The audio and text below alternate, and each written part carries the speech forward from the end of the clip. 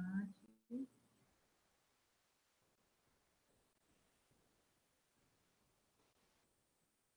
Boa noite. Boa noite a todos, sejam bem-vindos, né, à nossa sala de aula. Eu quero, se vocês escutarem o som do cachorro latindo, me desculpem, tá? Todos estão me ouvindo bem?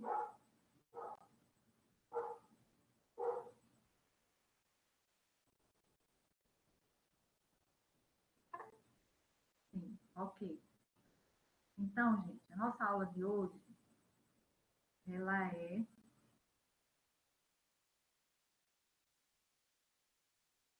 O áudio tá bom, né? Ok. Sobre hábitos orais. Só um instantinho, gente. Parar aqui a apresentação, só para ver aqui.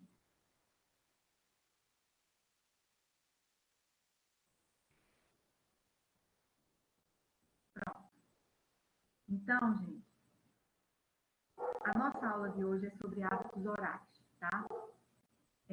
Eu fiquei de mandar um material para vocês, sobre uma atividade, mas eu vou mandar no final dessa aula, tá? Achei melhor primeiro dar essa aula para poder enviar o material de vocês, ok? Até porque a semana passada eu tive um problema, né, de conexão, estava ruim, então, por isso que não houve essa aula. Vocês vão me desculpar. Mas vamos lá. Hábitos orais, né? A gente sabe o quanto o efeito desses hábitos orais vão prejudicar, né, a oclusão, né, da criança, do adolescente, né, ou mesmo do adulto, né? Porque esses hábitos, se persistirem, a gente não sabe, persistindo durante muito tempo, né? Então, vão prejudicar a oclusão. Então, como introdução, a gente coloca aqui que a sucção, né, que é a primeira, uma das funções estomatognáticas, né? Então, a sucção é uma função que é relacionada. Só um instante.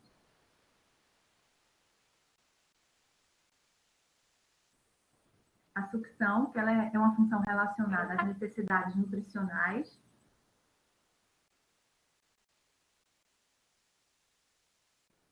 A sucção é uma função relacionada às necessidades nutricionais fundamentais para a vida. Claro, o bebê, quando nasce,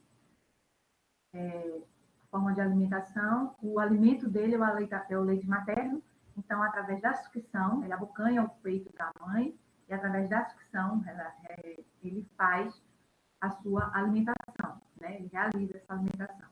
E que a gente sabe que o leite materno ele é rico em vários nutrientes, né? Muito rico, e é muito importante essa fase, a fase da amamentação. Então, inicia-se antes do nascimento, na vida intrauterina, a sucção. Ela já inicia na vida intrauterina. É acompanhada do reflexo de busca, em que estímulos na região perioral, gente, aqui, ó, estímulos nessa região aqui, tá? Perioral, de busca, em que estímulos na região perioral e bochechas também do recém-nascido vão provocar o quê? Uma rotação da cabeça desse bebê, né, em direção ao estímulo, enquanto a boca vai se abrir, tá? Então, basta a gente pegar o bebê, né, a mãe pega o bebê, encosta, pode realizar uns toques, né, na bochecha ou na região perioral, e essa criança, ela vai direcionar, vai rotacionar a cabeça em direção à mama, ao peito da mãe, né? E vai abocanhar aquele peito, né? E, com certeza, vai abrir a boca e começa a sugar, né? O leite. Ao encontrar a mama, dedo ou objeto como chupeta, né?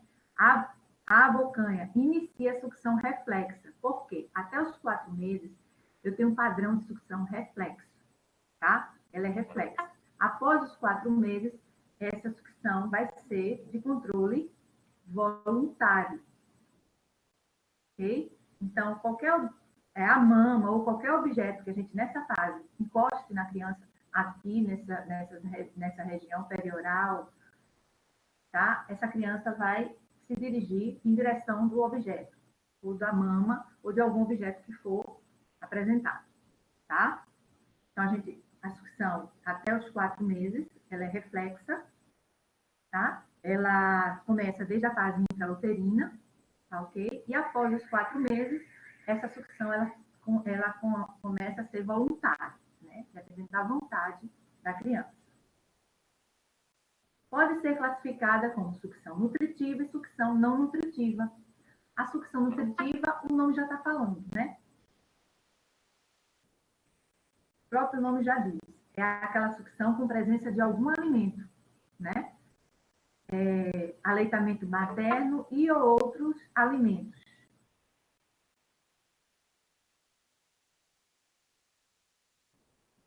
Tá? E outros alimentos. E a não nutritiva, quando se refere a quê? A sucção de uma chupeta, do dedo, os dedos, né? A sucção de algum objeto. É uma sucção não nutritiva, porque não tem nada de alimento aí presente, ok?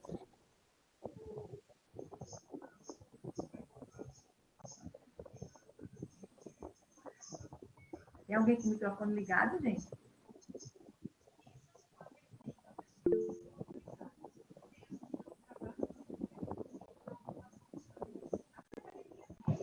Luiz, desliga seu microfone, filho. Porque está dando interferência, né? Não sei se vocês estão escutando. Tá? Então, sucção nutritiva, vamos falar um pouquinho dela.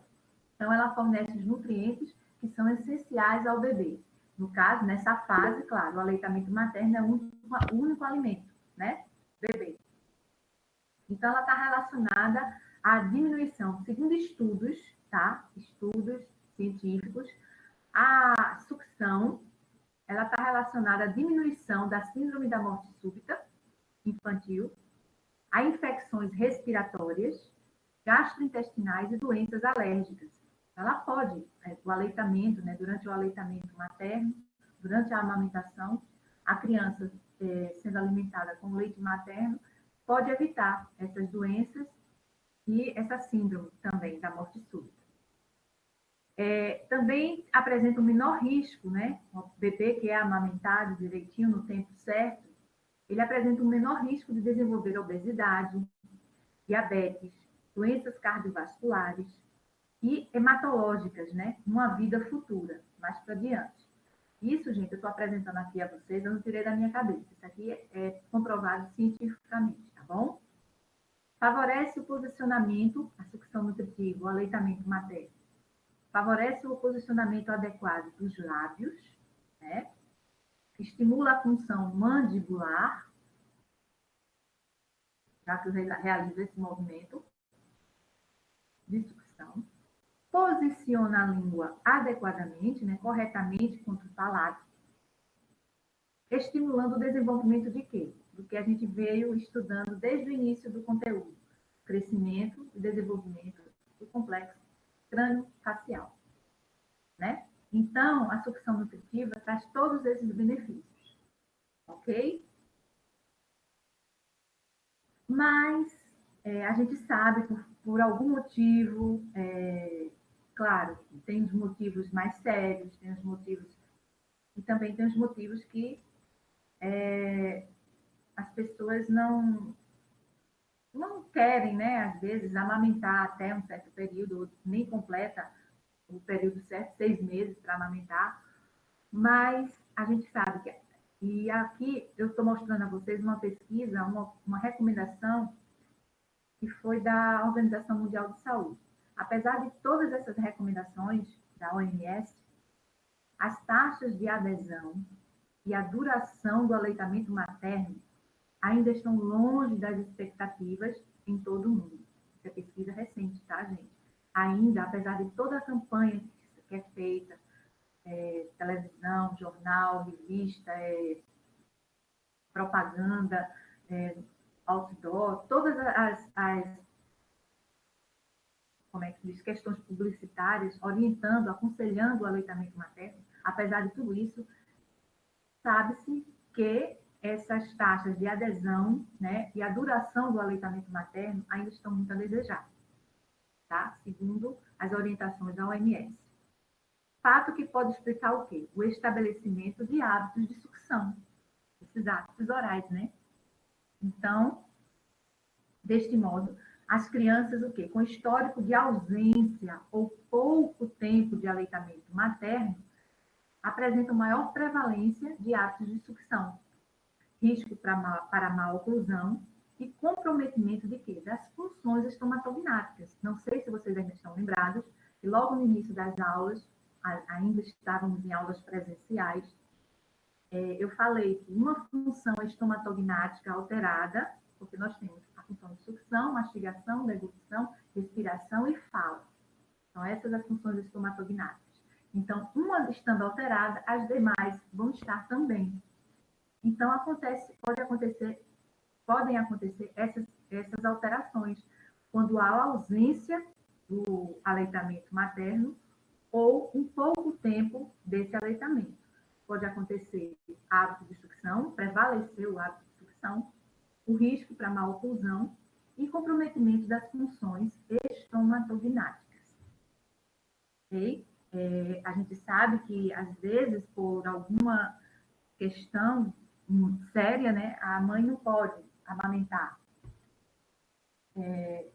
E, infelizmente, passa-se para o leite artificial e, consequentemente, às vezes não pode amamentar mesmo no peito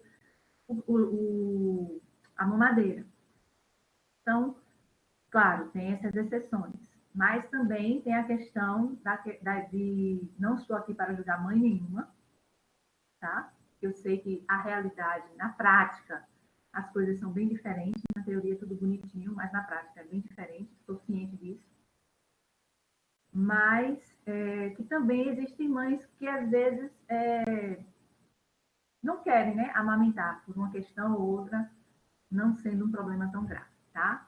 Mas o conselho, as recomendações da OMS é para que haja esse período, né, de amamentação adequado. E a gente vê aqui que não tendo, né, ou sendo interrompido, ou realmente ausente, né, a amamentação, ela vai apresentar uma maior prevalência, né, de hábitos de sucção, risco para maloclusão e comprometimento das funções estomatognáticas. Então, o que seria hábitos orais? Uma definição. É o ato neuromuscular, onde há a participação do nervo, músculo, com padrões de contração muscular aprendidos, porque ela aprende, né, ali.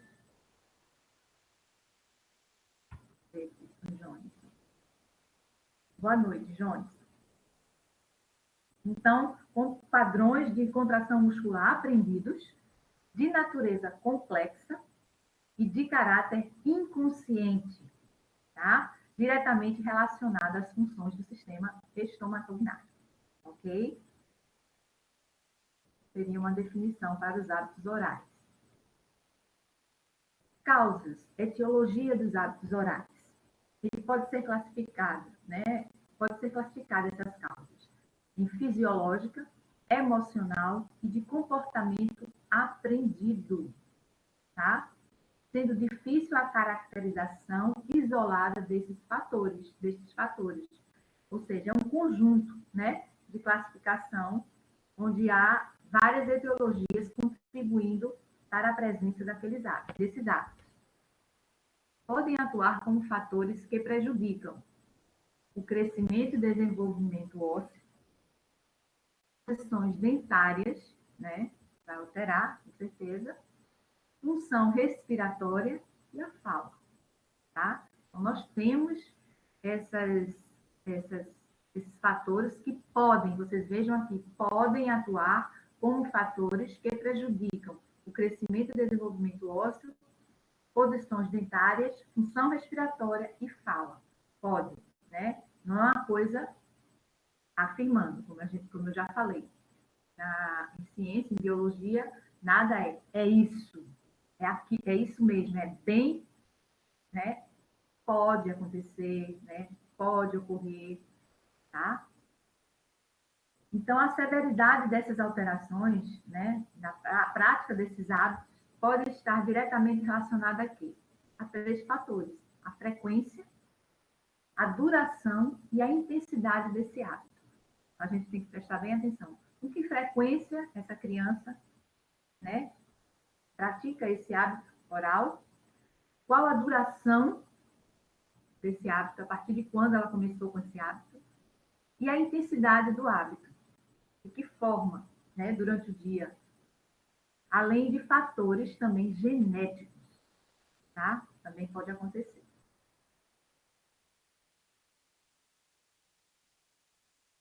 Hábitos de sucção prolongados contribuem para maior risco de quê?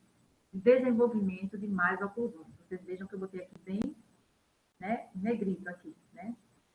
Bem vivo, ok? Provocam modificações na forma do arco dentário, tá? Tanto o arco superior como o arco inferior, e da posição dos dentes. Vai se modificar a posição dos dentes, né? A permanência desses hábitos. Devido à influência de quê? De pressão exercida pelos tecidos moles, como lábios, língua e bochechas, tá? Vai existir uma pressão, né, exercida, uma pressão que é inadequada desses tecidos moles, onde vai haver essas interferências e vão provocar modificação na forma dos arcos dentários. Ok? Então, a pressão reduzirá a largura do arco. Então, o arco, em vez de ter a sua largura normal, só um instante. Então, o arco, ao invés de ter a sua largura normal, né, principalmente o arco maxilar, ele vai, com essas pressões atípicas, né, dessas estruturas, desses tecidos moles, ele vai diminuir a largura, ok? Então, aqui diz que a pressão reduzirá a largura do arco maxilar, principalmente se ela for exercida por mais de 6 horas, né? Por isso que a gente vê lá aqueles fatores de duração, intensidade e frequência do hábito. É importante saber, porque isso aí também, né? As alterações, quando aparecerem, a gente vai ver. Arco reduzida, o que é que leva? Leva à formação de mordida cruzada unilateral, de um lado só, do lado direito, do lado esquerdo. Uma mordida cruzada, né? E posterior, mordida cruzada unilateral e posterior. Também vai restringir o quê? Porque como vai reduzir, gente, quando o paciente ocluir esses dentes, a mordida não vai ficar normal, a oclusão não vai ficar normal. Os dentes vão ficar desalinhados, o dente superior, a dentição, a arcada superior com a arcada inferior. Então, vai ocasionar uma mordida cruzada unilateral posterior, tá? E também restringe o desenvolvimento maxilar vertical. Reduz a sobremordida. Lembram da sobremordida que a gente viu que era? Que é a sobremordida, a mesma coisa que overbite, né? Sobremordida, mesma coisa que overbite, no sentido vertical, né? Sobresaliência é overjet no sentido horizontal. Então, reduz a sobremordida, vai reduzir essa sobremordida, favorecendo a formação de uma mordida aberta anterior, no que vai reduzir, né, o overbite, né, a sobremordida, vai provocar o quê? Uma mordida aberta anterior. Então, vai ficar o arco superior e inferior aberta. A criança fica com aquela postura, vocês já devem ter visto, aqui eu vou mostrar umas figuras mais para diante, umas fotos para vocês, do que seria a mordida aberta. Aquela posição mesmo, aquela postura que não fecha, né? Não consegue ocluir. Tá?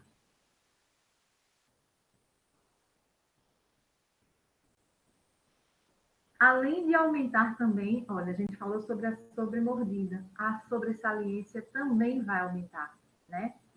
No sentido horizontal, que é o overjet. Vai causar vestibularização dos incisivos superiores. Ou seja, esses incisivos superiores, eles vão estar mais vestibularizados. Vestibular, essa parte de fora aqui, que eu já falei para vocês, né? Aqui é a parte vestibular.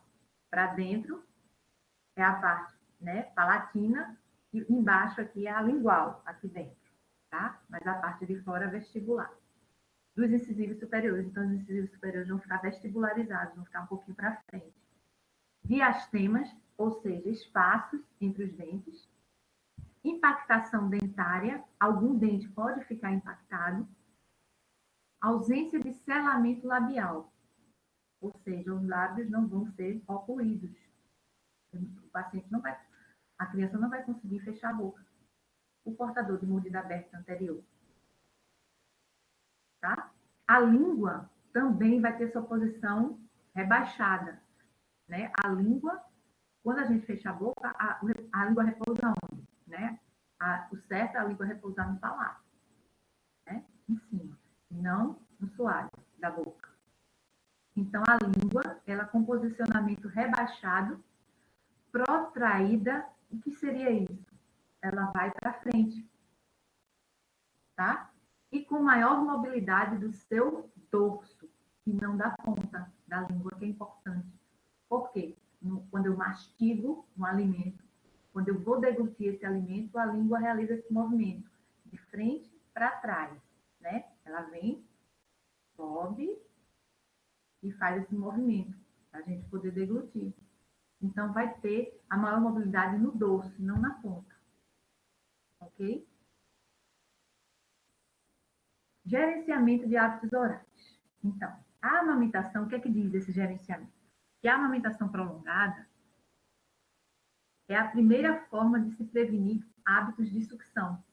Então, quem puder, pessoas que vocês conheçam, que teve neném ou que vai ter, na medida do possível, né? Não tendo nenhuma intercorrência, não sendo realmente, como é que eu digo? Impossibilitado de amamentar, amamente. E amamente pelo período certo. Para quê? Para que evite esses hábitos, né? O ato de sugar é extremamente prazeroso para o recém-nascido, porque a criança, quando está na fase de amamentação, existe aquele vínculo, né, de mãe e filho, aquela díade, aquele relacionamento, né, aquela troca de carinho, de afeto. É extremamente prazeroso para o recém-nascido. Desta forma, é muito importante não se deixar estabelecer a relação sucção-bem-estar, ou seja, frente a algum desconforto, não oferecer algo para a criança sugar, ao invés do peito, entendeu? Não oferecer mamadeira, não oferecer chupeta, né? Até mesmo a criança pode levar a mão à boca e começar a chupar o dedo. Boa noite, dona Raia. Então, não oferecer algo para a criança sugar, pois a sucção ficará associada a sensações de calor, bem-estar, prazer, segurança e proteção, que podem desencadear a instalação de hábitos orais. Ela vai, com essas outras formas de sugar, sem ser o peito, outros objetos, ou o dedo, ela vai sentir prazer nisso aí também. Então, ela vai começar, como a gente pode dizer, se viciar nesse hábito, né? Ela vai começar a querer sempre aquilo ali. Deixa eu ver aqui, gerenciamento. Tá. Mamadeira, vamos falar um pouquinho da mamadeira, né? Na sucção realizada com a mamadeira, a criança faz menor esforço muscular para a retirada do leite. Ela não faz, o esforço que ela faz numa mamadeira não é igual, jamais, ao esforço que ela faz no bico do peito da mãe para retirar o leite, para sugar o leite. Ela não faz aquele esforço e não movimenta adequadamente, não faz o movimento adequado de sucção e não faz força, né? Não fortalece essa musculatura. Então, uma vez que o bico utilizado na mamadeira não favorece uma boa pega. Não é igual ao peito, certo? E, em geral, tem orifício maior para que a saída do leite seja facilitada. Bom, é o que a gente vê realmente na prática, né? Assim, em muitos casos, as mães, quando o bebê começa a tomar a mamadeira, às vezes o líquido vem mais engrossadinho, né? Vem um pastoso, alguma coisa mais engrossada. Qual é a primeira atitude? Cortar aquele bico. Vamos aumentar esse bico, porque senão ele não vai conseguir sugar. De jeito nenhum. Então, isso é realidade, né, gente? A gente sabe que isso é, né, prejudicial também. Continuando na mamadeira, a musculatura orofacial não é exercitada de forma correta. Como eu falei para vocês, no ato de sugar a mamadeira, essa musculatura ela não vai ser exercitada de forma correta. Esses músculos não vão ficar com uma tonicidade adequada, né? Podendo interferir também no crescimento crânio-facial, tá? O uso prolongado da mamadeira também pode trazer prejuízo para as funções de respiração, mastigação, deglutição e fala. Né? Mais uma vez, repito, alterou uma função, as demais vão estar alteradas. Tá? Aí eu coloquei aqui para vocês verem uma figura comparando, né? Aqui está comparando o bico de mamadeira comum, tá? E aqui tem um bico de mamadeira já ortodôntico, que na maioria das vezes se aconselha, né? Ah, já que ele vai usar mamadeira, coloca um bico ortodôntico. Mas que pesquisas foram feitas, tanto a mamadeira como a chupeta, e que isso não vai adiantar muito, tá? Ela pode vir a ter alterações também de na oclusão, né? E alterações orofaciais.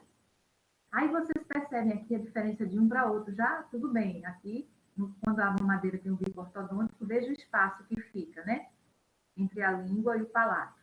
E aqui no bico tradicional, no comum, o espaço que fica é bem maior, tá? Eu coloquei isso aqui para vocês verem uma comparação.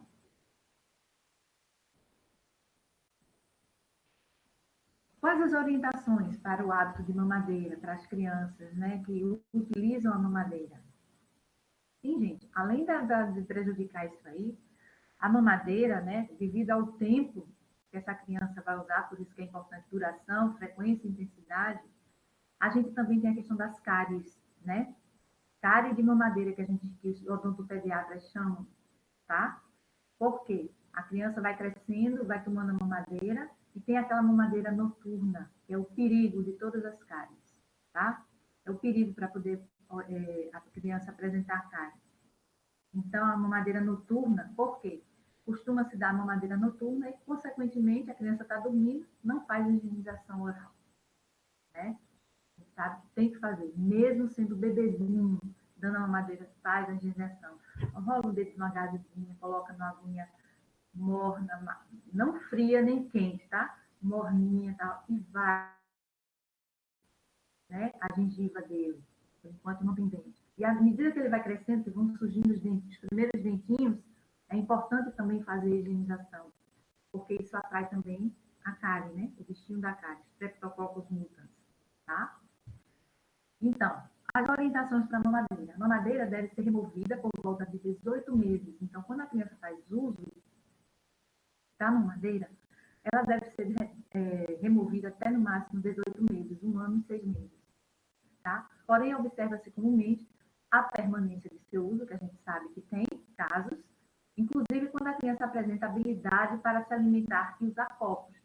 A criança apresentando essa habilidade, às vezes, muitas vezes acontece da criança durante o dia utilizar o copo, né, para tomar algum líquido, alguma coisa, mas de noite tem que ter a mamadeira, né? Aí, quer dizer, a criança tem uma habilidade para uma coisa que é o indicado e faz o uso mais tarde de outra que não é indicada, né? Que vai prejudicá-la. Caso a mamadeira seja utilizada, deverá possuir bico com orifício apropriado para a consistência do conteúdo oferecido, sendo recomendável preservar o orifício original de fábrica, gente. Nada de cortar bico de mamadeira. Porque hoje em dia a gente sabe que tem vários tipos de bico de mamadeira e com os orifícios adequados para aquele tipo de alimento que vai ser colocado na mamadeira. Um líquidozinho mais ralo, ou um pastoso mais engrossadinho, ou um pastoso. Então, não há necessidade, né, caso a criança use a mamadeira, de estar cortando esse bico. Compre o biquinho adequado para cada tipo de líquido, né, de consistência do alimento, e utiliza aquele de fábrica. Tá? professora, só está falando isso, mas e quem não tem condições, né, de comprar?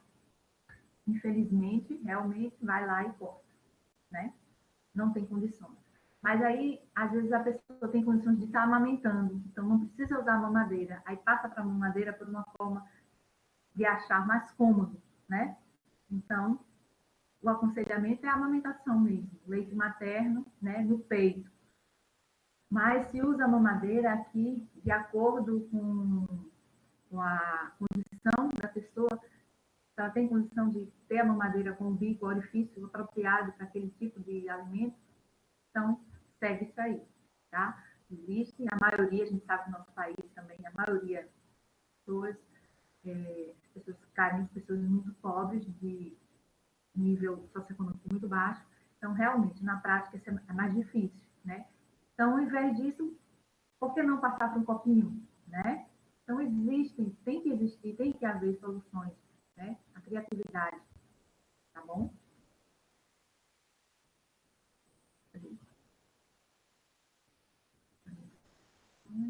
Chupeta agora. Vamos falar um pouquinho da chupeta. Vamos lá. O uso da chupeta, ele é citado na literatura. Então, existem trabalhos, né, artigos, onde falam dos benefícios e dos riscos da chupeta. Tá? Como benefício, o que é que falam esses artigos? Como benefício de seu uso é apontada a prevenção da síndrome de morte súbita do lactente, né? Porque, hipoteticamente,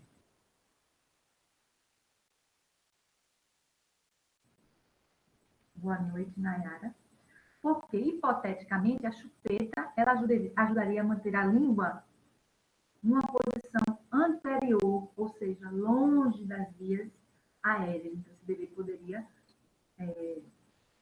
evitar, né, a síndrome da morte súbita. Então, estaria longe das vias aéreas, não ia atrapalhar, ele poderia respirar normalmente, tá? Aumenta os níveis de dióxido de carbono no sangue respiratório e aumenta a consciência. Essa questão do dióxido de carbono é a questão da respiração, né? As trocas gasosas, tá? E aumenta a consciência materna no monitoramento, mesmo que provocado pela perda da chupeta. Ou seja, isso é falando dos benefícios que pode acontecer. A mãe monitorar o uso dessa chupeta, tá? Pode chegar a monitorar, tá? Controlar, né, o uso dessa chupeta. Então, apesar dos benefícios citados, o uso da chupeta, tanto do tipo convencional como da ortodôntica, ele vai falar agora, tá? Aumenta o risco de desenvolvimento de mordida aberta anterior, mordida cruzada posterior, vestibularização de incisivo, que a gente viu esses incisivos um pouquinho mais para frente, incisivos superiores, né? E lingualização dos inferiores, ou seja, os superiores, eles vestibularizam, né? Vão para frente, e os inferiores, eles lingualizam, eles vão mais para dentro, ok? A língua vai ficar mais baixa, né? Mais rebaixada, os lábios vão ficar entreabertos, a postura inadequada, facilitando a respiração oral, né? Essa respiração oral, e prejudicando a fala. Né? Quando vai falar, não está sugando a chupeta, não desenvolve bem a musculatura, né? Então, vai prejudicar na fala, pronunciar alguns fonemas de forma inadequada. A gente vai observar essas alterações, sim. Tá? Aí, okay. Aí eu coloquei também aqui uma figura, uma foto de um bebê utilizando a chupeta convencional, ok, e a chupeta ortodôntica, um bico ortodôntico. Tá, gente? Aí vocês veem o tipo, aí o espaço, né? Que fica, e aqui na ortodôntica já fica menor, claro. Se o menino se a criança vai chupar chupeta, a gente aconselha ortodôntica. Mas a gente viu que nas pesquisas, tanto uma como a outra é prejudicial. O ideal é não chupar chupeta. né? Mas vamos às orientações, caso a criança permaneça nesse hábito. O que pode ser feito? A chupeta ela pode ser usada como uma prevenção da sucção de dedos durante a fase reflexa. Foi o que eu falei no início, que a sucção, né? A sucção, ela está presente desde a vida intrauterina e até os 4 meses, a sucção ela é considerada reflexa. Após os 4 meses, ela é voluntária, né? Um ato voluntário. Então, no período de fase reflexa, se a criança for usar a chupeta, ela pode ser usada como prevenção para quê? Para a sucção de dedo. E a sucção de dedo é muito mais prejudicial e é muito mais difícil de ser retirada. Dessa forma, pode-se estimular o reflexo de sucção tocando nas regiões dos lábios, as regiões que a gente chama pontos cardeais, tá? Em cima e embaixo, de um lado do outro, ok? Desencadeando o reflexo de busca, porque onde você vai tocar no bebê nessa fase, ele vai em busca. Eu sei que muitas de vocês são mães e sabem disso, né? A gente vê isso. Desencadeando o reflexo de busca, em que a criança vai direcionar a cabeça, ela vai abrir a boca e abocanhar a chupeta, da mesma forma que ela faz com o peito, ok? São orientações. Tá. Outra coisa, uma observação que eu quero fazer para vocês. A criança utilizando, para evitar chupar o dedo, utilizando a chupeta nessa fase reflexa, né, 0 a 4 meses, ela utilizando a chupeta, o que é que a mãe pode fazer também para estimular a uma sucção mais efetiva, uma sucção que trabalhe mais essa musculatura? O que é que a gente pode fazer? Na chupeta, deixa eu ver se essa aqui tem, essa aqui não tem. Na chupeta, não tem o arozinho aqui fora, né? Porque a criança bota a chupeta, aí não tem um arozinho onde a gente segura, onde geralmente se pendura as coisinhas, prende na roupinha, né? O prendedor de chupeta, né? Para a chupeta não cair. Bem que aquela chupeta, quando ele tira da boca, ou cai da boca, fica para lá e para cá, para lá e para cá, então todos os germes possíveis vão para aquela chupeta. Mas vamos lá. Então, nessa fase reflexa, quando a criança, para evitar que a criança chupe o dedo, e se coloca essa chupeta, o que é que a mãe pode fazer? Ali, o arozinho da chupeta, ela pode começar, quando ela estiver sugando, a criança estiver sugando, chupando chupeta, o arozinho, ela pega com o dedo, assim, o arozinho, e tenta, como se estivesse querendo retirar a chupeta, puxar, tá? Puxar aqui a chupeta, como se estivesse querendo retirar a chupeta. Mas é bem devagar, não é de uma forma brusca, bem devagarinho.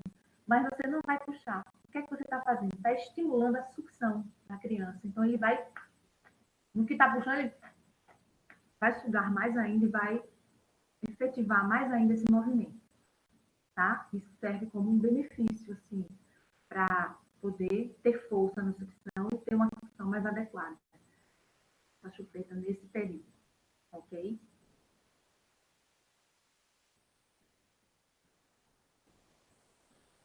Então, com uma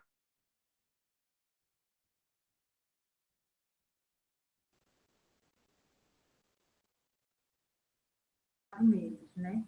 Mas a gente sabe que tem crianças que permanecem. Vem até 2, 3 anos, 4 anos. Vamos falar um pouquinho da sucção do dedo. É uma forma de sucção não nutritiva, né? Assim como a chupeta, né? Que pode se iniciar ainda na fase gestacional, né? Acontece, às vezes a mãe está lá, vai fazer uma ultrassonografia, né? Pode ser uma morfológica, uma ultrassonografia mais adiantada, e às vezes acontece da criança estar lá chupando o dedinho. Até o médico fala, o médico está fazendo a ultrassom, olha, ele está com o dedo na boca, né? Tende a permanecer por mais tempo, a sucção de dedo, comparada a outros hábitos de sucção, e apresenta maior dificuldade para a remoção, maior dificuldade para a retirada desse hábito, né? Sucção de dedo. Por quê? A gente não pode cortar o dedo da criança, nem a mão, né? Não pode. Chupeta a gente tira, mas o dedo não. Então é um hábito muito difícil de ser retirado, tá?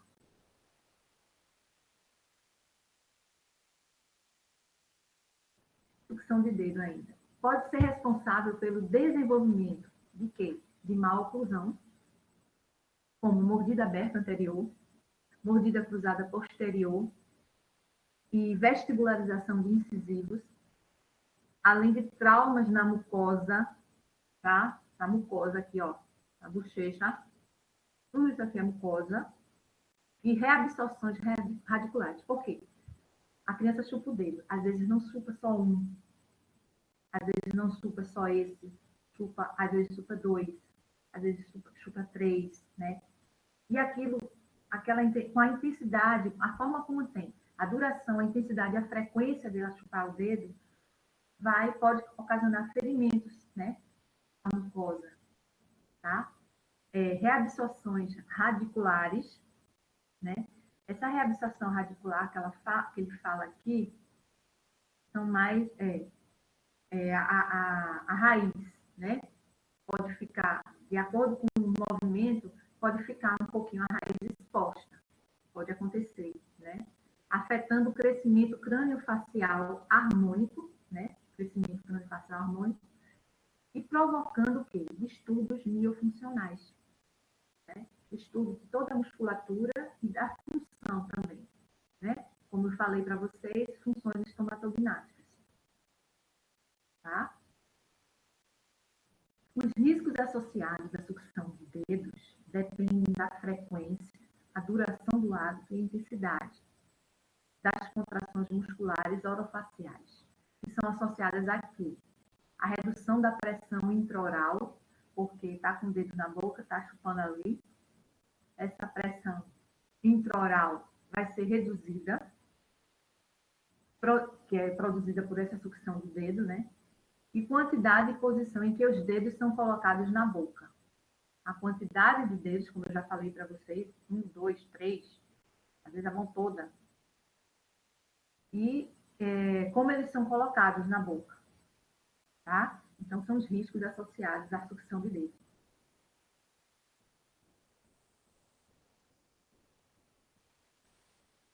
Que orientações a gente pode dar, né, no caso de sucção de dedo?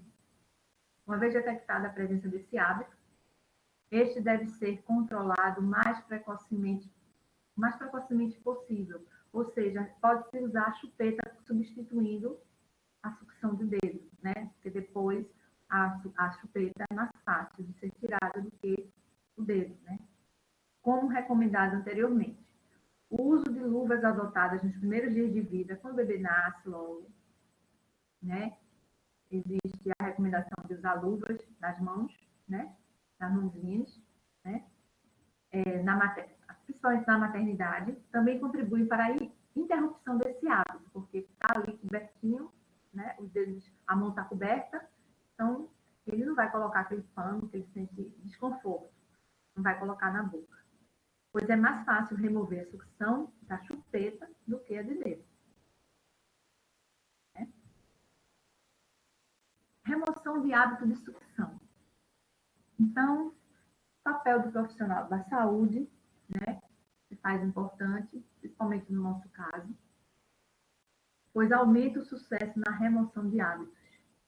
A remoção dos hábitos deve ser feita o mais precocemente possível, quanto mais cedo. Como em todos os casos, gente, de prevenção tanto de hábitos como também de doenças, né? Quanto mais cedo, mais precoce a gente cuidar, melhor, né? O prognóstico. Quanto mais precoce a retirada dos hábitos, menor a possibilidade de surgirem o quê? Os distúrbios miofuncionais, orofaciais.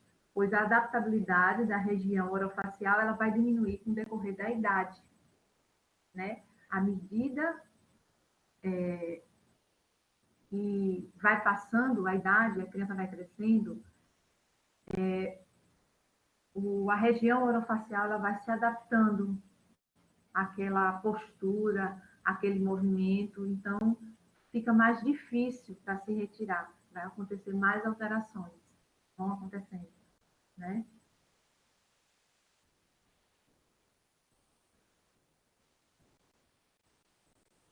Então, são descritos para a remoção de hábitos orais diferentes abordagens e intervenções, usando métodos mecânicos, que no caso no caso, são aparelhos, né, ortodônticos, né, e não mecânicos também, que vão desde o uso de aparelhos ortodônticos, ortopédicos, aplicação de substâncias de sabor desagradável, né, existe isso, esse mito, eu não acredito muito, né, porque tem gente que usa e a criança permanece no hábito, até do roer unha, a onicofagia, né? Coloca aquele esmalte, né? Tem um esmalte de um gosto ruim, coloca para ver se a pessoa para de não consegue,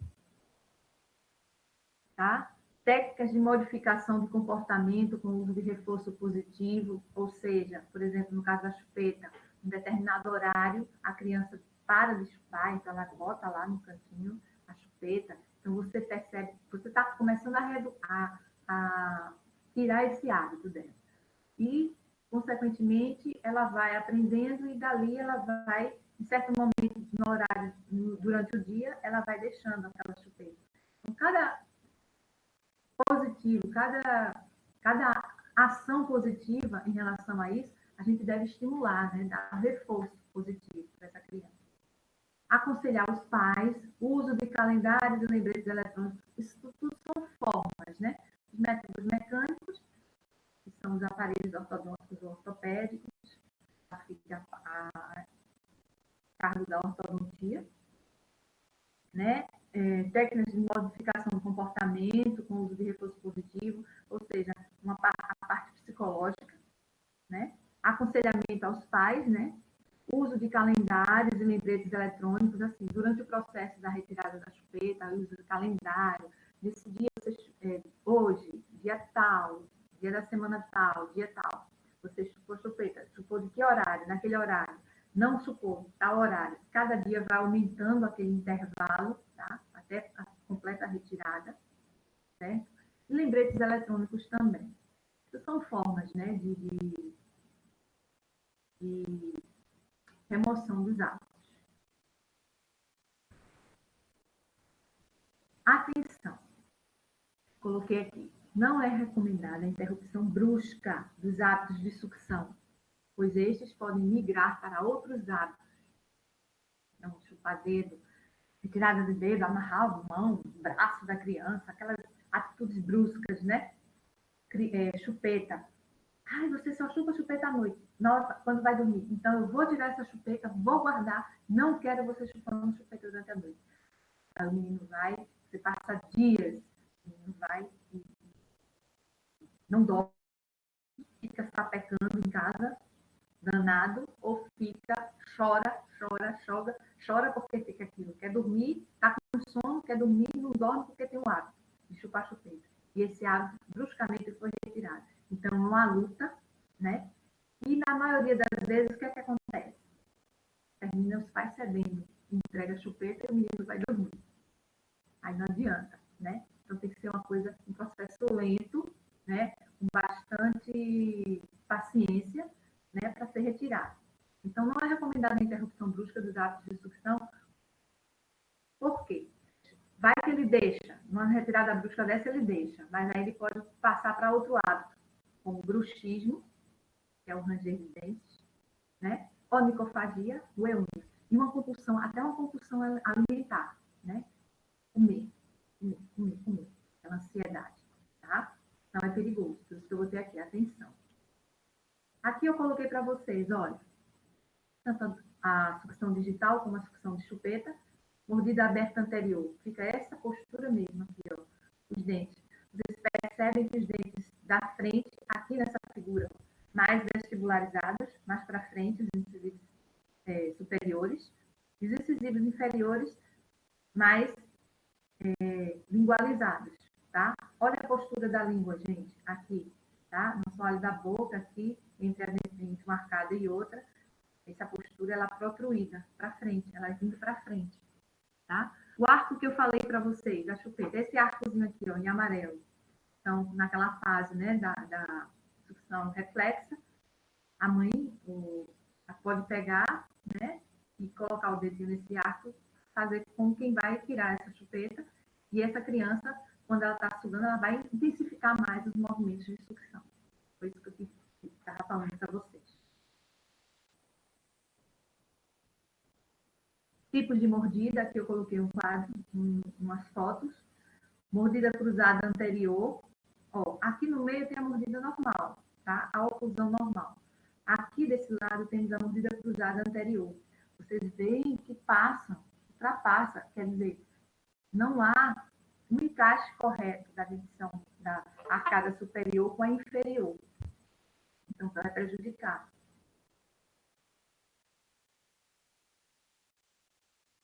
Boa noite, Kézia. Então, não há esse encaixe. E aqui, posteriormente, vai haver a mordida cruzada. Tá? Aqui, essa aqui é a anterior, mas tem a posterior, né? Aqui, desse outro lado, a posterior. Tá? Comparando essas duas mordidas com a central. Ok? Aqui mais três tipos de mordida. Não está dando para ver direito. Aqui, ó, uma mordida profunda. Mordida profunda é isso, quando ultrapassa quase que a dentição superior, os dentes incisivos superiores cobrem os incisivos inferiores. Isso é uma mordida profunda, tá? Exagerada. Cadê? Deixa eu ver aqui. Mordida cruzada aqui nessa figura. Vocês vejam que se afasta mesmo da linha média, fica um pouco torto, tá vendo? Aqui. Aqui é apinhamento e aqui é a mordida aberta, aqui que fala. Está um pouquinho ruim, não estou enxergando bem.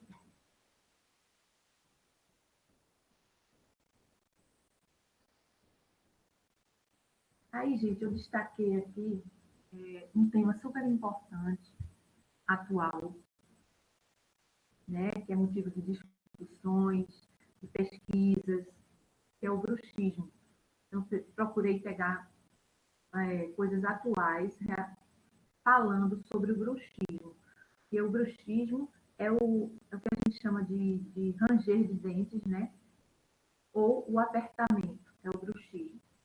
É uma atividade, como diz aqui, é uma atividade repetitiva da musculatura mastigatória, né? Uma atividade repetitiva, caracterizada por apertamento ou ranger de dentes, e ou por segurar ou empurrar a mandíbula. Segurar ou empurrar a mandíbula, tá? Então, consequentemente, ó, isso aqui, a ATM aqui,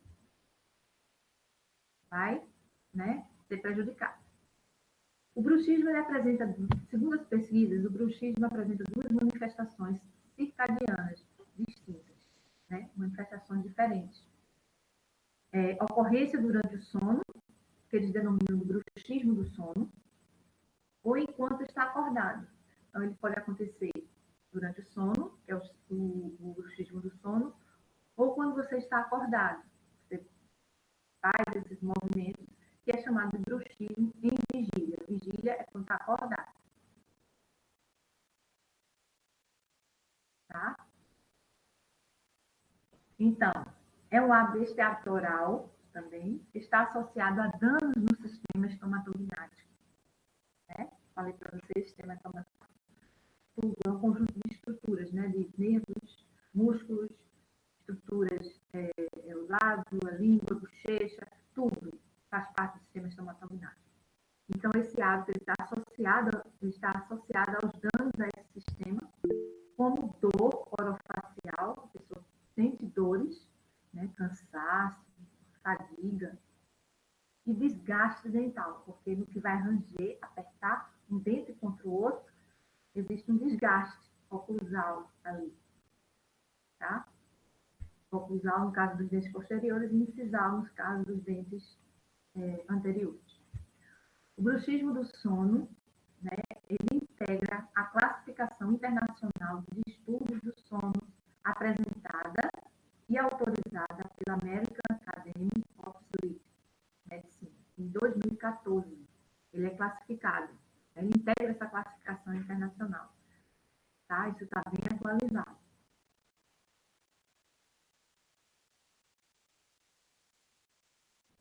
Evidências científicas sobre o bruxismo, né?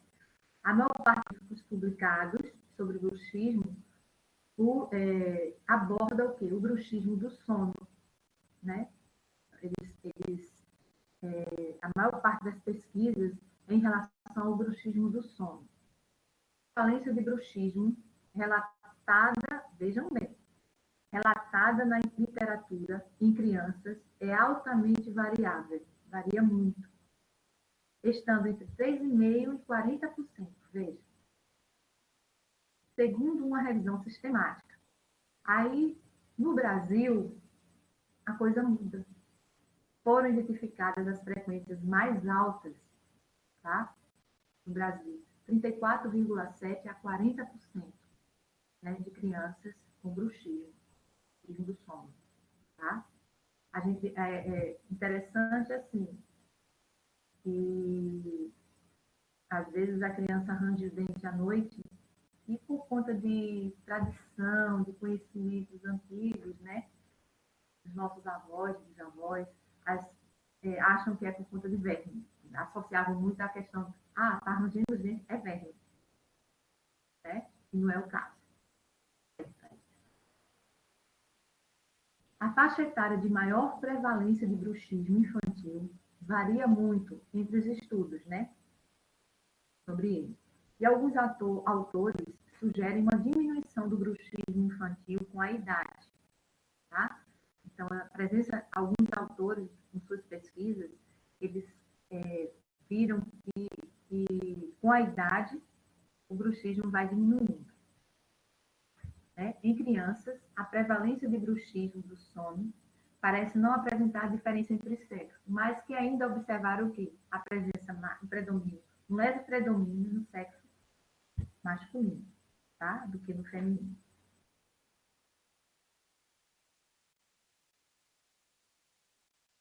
A causa do bruxismo, o que é que acontece? Atualmente, a etiologia do bruxismo do sono é considerada multifatorial, um conjunto de fatores, tá, gente? E ainda a ser totalmente esclarecida, envolvendo o quê? Processos fisiológicos multissistêmicos, vários processos, vários sistemas, interferindo aí na causa do bruxismo, né? E esses multissistêmicos complexos, né? Acredita-se que o bruxismo seja principalmente controlado por mecanismos centrais, tá? Patofisiológicos e psicológicos, esses mecanismos centrais, e não por fatores periféricos, morfológicos. Então, muito a ver com a parte central, né?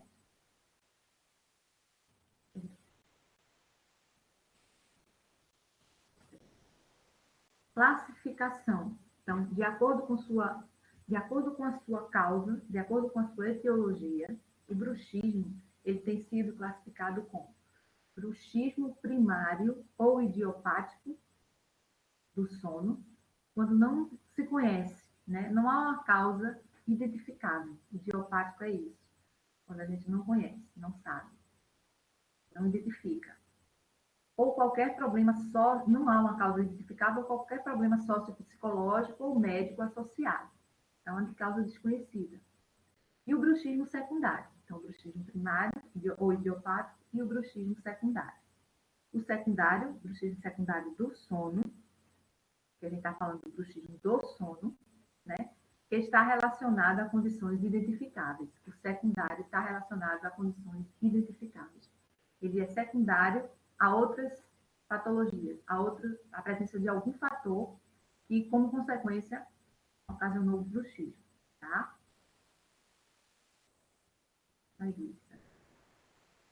Gente, são vários fatores associados à presença do bruxismo, tá? De bruxismo. Fatores. Que fatores poderiam ser esses? Fatores parassoniais, ou seja, fatores que acontecem durante o sono, como enurese noturna, fazer xixi durante a noite, várias vezes. Falar e andar durante o sono, né? Falar e andar durante o sono. Tipo o sonambulismo, né?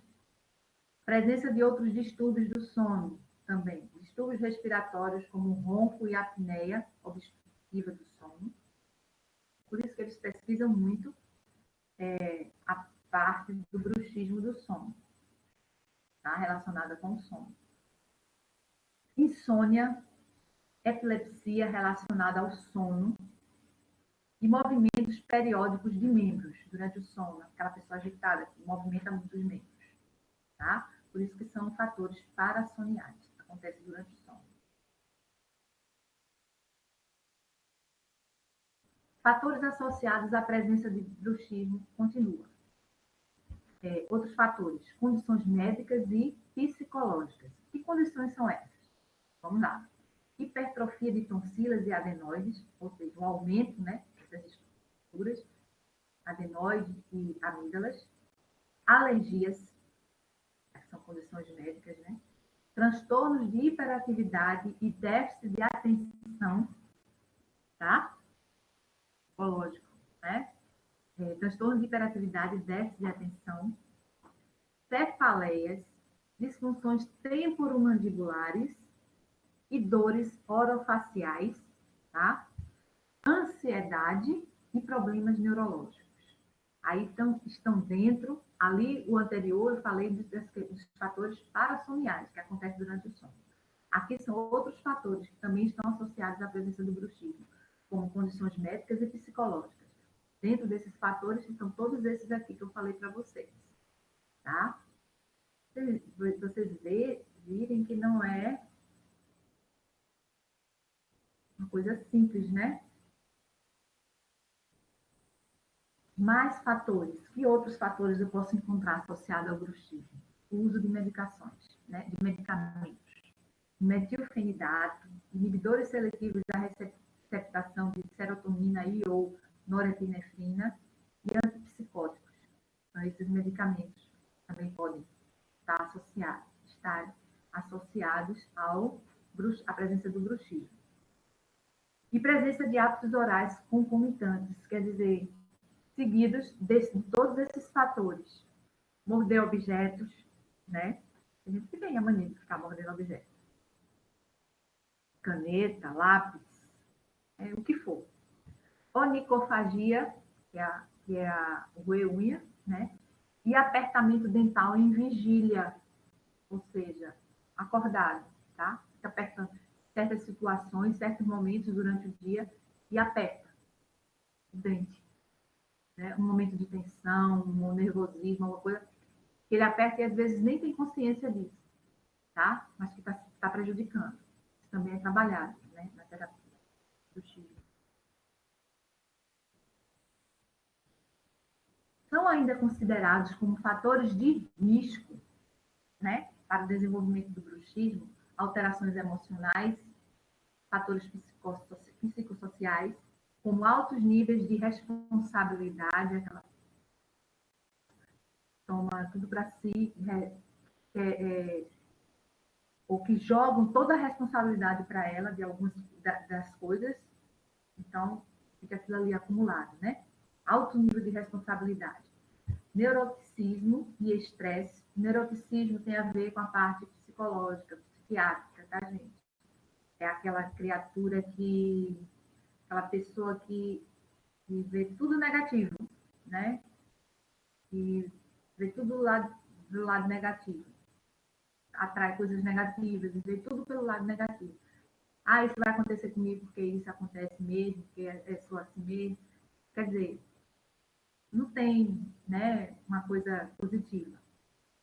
Neuroticismo, se vocês quiserem pesquisar, está ligado à parte psicológica, tá? E estresse. Estresse tem que estar presente, né? Fumo passivo, gente, casos de crianças expostas frequentemente à fumaça de cigarro. Às vezes em casa, ou na rua, ou alguma consultório, alguma coisa, uma pessoa está fumando e aquela criança está exposta ali. Né? Ela é fumante passiva, que é muito pior do que o ativo. É muito pior do que o ativo. Tá? A genética também parece ser um fator relacionado, a genética está presente quase em tudo, né? Parece ser um fator relacionado ao bruxismo. No entanto, pesquisas ainda precisam ser realizadas para esclarecimento dessa questão, dessa condição. Olha aí, é um tema bacana, atual e bem interessante para ser pesquisado. Pode ser até um tema de TCC. A pessoa iniciar uma pesquisa, faz um trabalho e dali vão surgindo outros. Né? Fica a dica. A relação entre deixa eu ver se está certo aqui, tá. A relação entre fatores oclusais, né, e atividade de bruxismo tem sido relatada na literatura, mas ainda permanece, né, existe uma relação entre fatores de oclusão com o bruxismo, mas que ainda estão verificando para terem mais pesquisas, né, afirmações sobre isso. Considerando ainda as relações oclusais, as crianças e adolescentes portadores de má oclusão de classe 2 dentária, a gente vai ver nessa parte de classe dentária no conteúdo de classificação das más oclusões, tá? A gente vai ver isso. Classe 2 dentária parecem apresentar mais chance de relatarem bruxismo do sono. Quer dizer, pacientes com fator oclusal, uma classe 2, apresenta mais chance de ter o bruxismo do sono. O perfil retrognático pode ser visto como um fator de predisposição para distúrbios respiratórios do sono, o que pode contribuir para o aparecimento do bruxismo. Retrognático. Se é classe 2, gente, há um retrognatismo da mandíbula, né? Como se a maxila tivesse avançado, tá? Classe 2. A gente vai ver isso com mais detalhes na parte de classificação de oclusões. Classificação das oclusões, tá? Uma avaliação, quando se faz uma avaliação do bruxismo, né? O que é que se faz durante a avaliação do bruxismo? Questionários, são aplicados questionários para o paciente, né, para a idade do paciente, pergunta se ele dorme bem, se ele costuma ranger os dentes, percebe se amanhece com dor no rosto, cansada, mandíbula cansada, ou com dor aqui na ATM, né? Isso tudo faz parte do questionário, tá? Porque isso aí é a parte da ortodontia, né? A gente tem a nossa parte, mas aí o diagnóstico mesmo do bruxismo é feito pelo ortodontista. Questionários, exame clínico que é feito, né? Que é o principal, observação dos desgastes dentários, mas fica uma observação que essa questão do desgaste dentário, não só porque você viu, examinou e viu que tem um desgaste dentário e acha que já tem desgaste dentário, então ele tem bruxismo. Não é isso, não é só isso que vai indicar a presença de um bruxismo, tá? Observação dos desgastes dentários, gravação eletromiográfica dos músculos mastigatórios, a eletromiografia, né? A gravação, o exame faz lá e grava, método mais objetivo e direto para avaliar o bruxismo, ok? A gente também tem, né? A gente faz esse exame, tem que ter a formação para fazer esse exame, né? Tem que ter o curso, tudo direitinho, tudo de acordo com a lei, para poder realizar esse tipo de exame. Polissonografia, atualmente considerada como o método mais específico e preciso para avaliar a atividade do bruxismo do sono. É um exame que faz, a pessoa vai, né, para a clínica, o laboratório, e fica lá, e é colocado os aparelhos, e é feita essa leitura, né, durante o sono dele, durante a noite, e vai sendo analisado. Polissonografia. Diagnóstico clínico do bruxismo, né, está principalmente relacionado a desgaste dos dentes,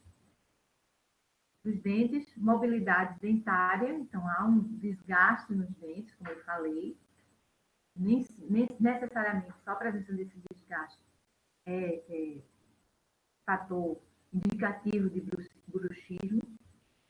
Existe uma mobilidade dentária também por conta desses movimentos que são realizados, o dente vai ficando mais móvel, né?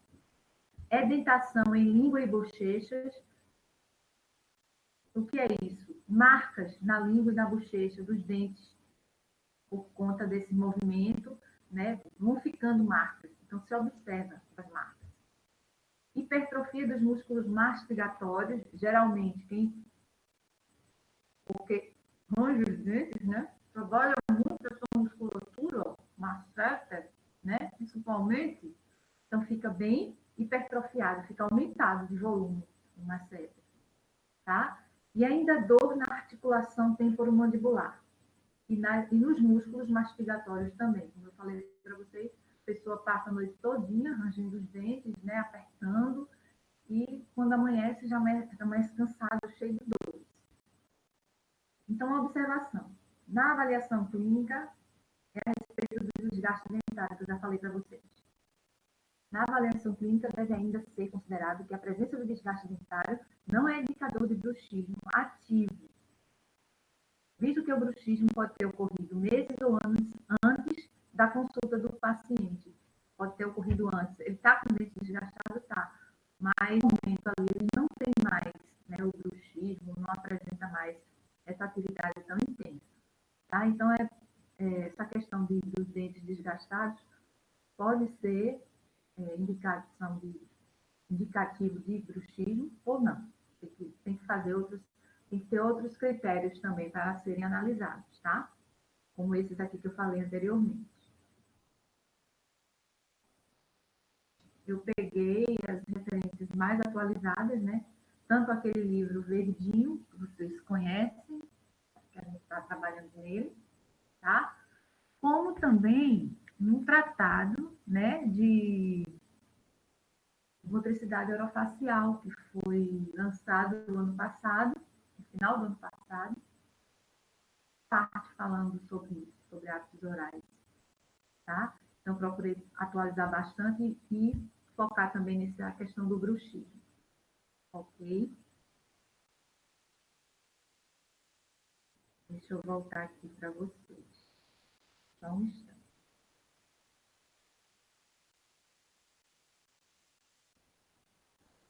Ok, gente. Tem um monte de coisa aqui, não sei se é isso mesmo.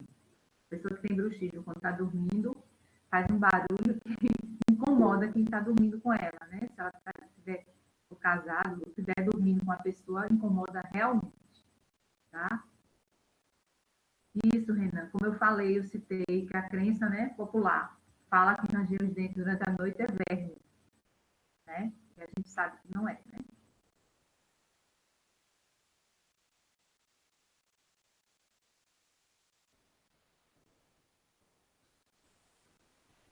Tá, gente? E aí? Era isso que eu tinha para falar para vocês com relação a hábitos orais, tá? Claro, vocês vão ver a parte mais específica de terapia fonoaudiológica. É muito bom, né? Esse assunto eu também gosto, adoro. Vocês vão ver a parte mais específica na nossa área, terapia fonoaudiológica. Isso foi só uma introduçãozinha. E que também a gente tem que relacionar a fonoaudiologia e a fonoaudiologia, claro, né? As duas caminham juntas, né? Há quem pense o contrário, mas não é. E, assim, a parte mais específica, vocês vão ver na parte de motricidade também, a parte de terapia, esses hábitos, né? A parte intensiva mesmo de terapia, tá? Relacionada à fome, tá? Nesse caso. Ok, gente? Deixa só, eu vou fazer uma chamada, tá? Ah, uma coisa que eu queria avisar, Ediane e Renan, aos alunos, para os alunos que não conseguiram assistir a aula, né? De hoje, por algum motivo, trabalho, algum imprevisto, ou realmente conexão, que às vezes está no interior e não consegue, e continuem a justificar no meu e-mail, né, pessoal, o Hotmail, coloco isso. Eu acredito que tem esse problema, existe, né? Infelizmente existe, nessa questão de aula online, problema de conexão. E então, esses alunos que perderam por algum motivo, manda um e-mail para mim, se identifica, né, diz a turma, né, terceiro período noturno, se identifica e fala, justifica a sua ausência, tá? Para poder eu ter uma justificativa, tá bom? Permanece dessa mesma forma, ok? Deixa eu só tirar o print aqui da página, aqui do...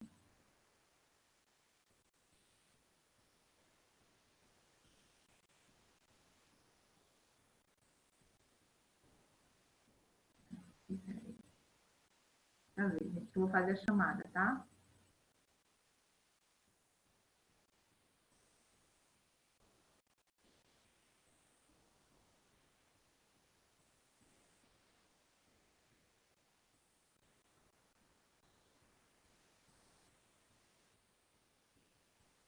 Só um instante.